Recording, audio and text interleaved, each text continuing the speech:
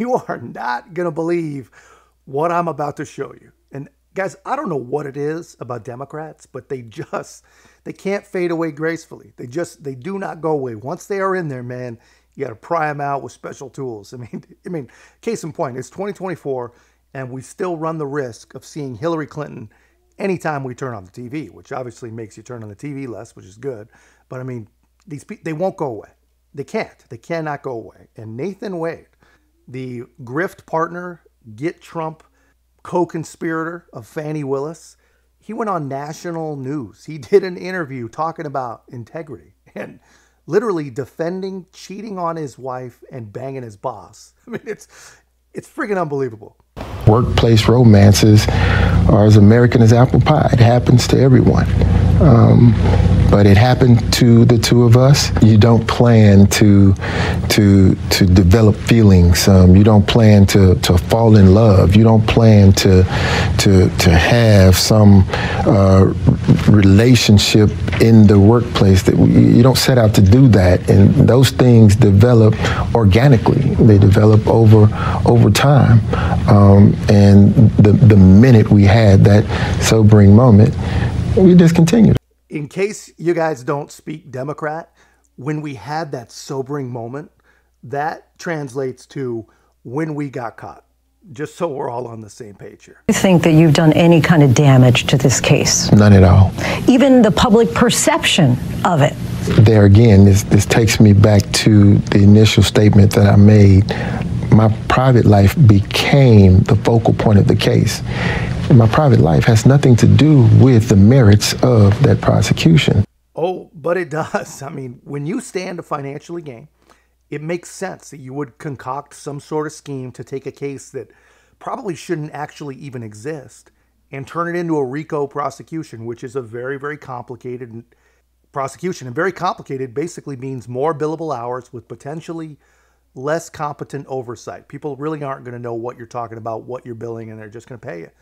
That is highly likely. And it's funny, the case really is so complicated and convoluted that if you ask 10 different Trump deranged liberals, all 10 will talk about the phone call. And not one of them really has ever listened to the phone call, but not one of them will know that the charges actually related to the phone call have all been dismissed. Do you regret it? I regret that private matter became the focal point of this very important prosecution. This is a very important case.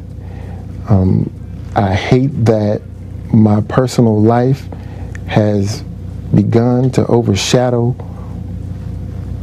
the true issues in the case. But at some point, once that bond is there, and if democracy is on the line, as has been described, do you say, maybe we pause this until after the case is over? Absolutely, absolutely. I'll concede that could have been an approach, but there again, when you are in the middle of it, these feelings are developing, and you get to a point to where the feelings are so strong that you start to want to do things that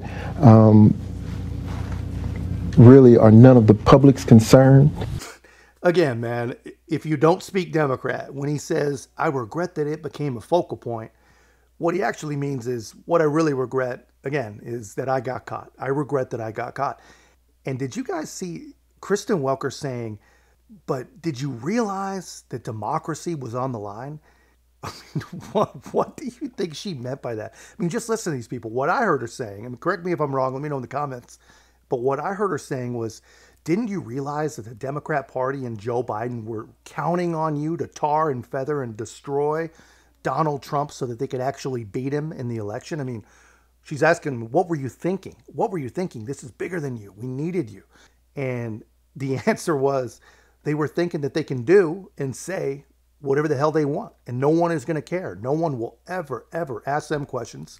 No one is going to be able to stop them. They believe that. This is what powerful leftists really do believe. I mean, that's what I think they were thinking. But now I think, and I hope that they'll be lucky I think if losing their jobs is all that happens, that's lucky for them. But that's just my take, man. Let me know your thoughts in the comments, man. And I thought you guys would get a kick out of that. I still can't believe what we just watched, but let me know your thoughts in the comments. And if you haven't already, be a part of our growth. Make sure to like, comment, subscribe. Most importantly, share the channel. I'll see you in the next one.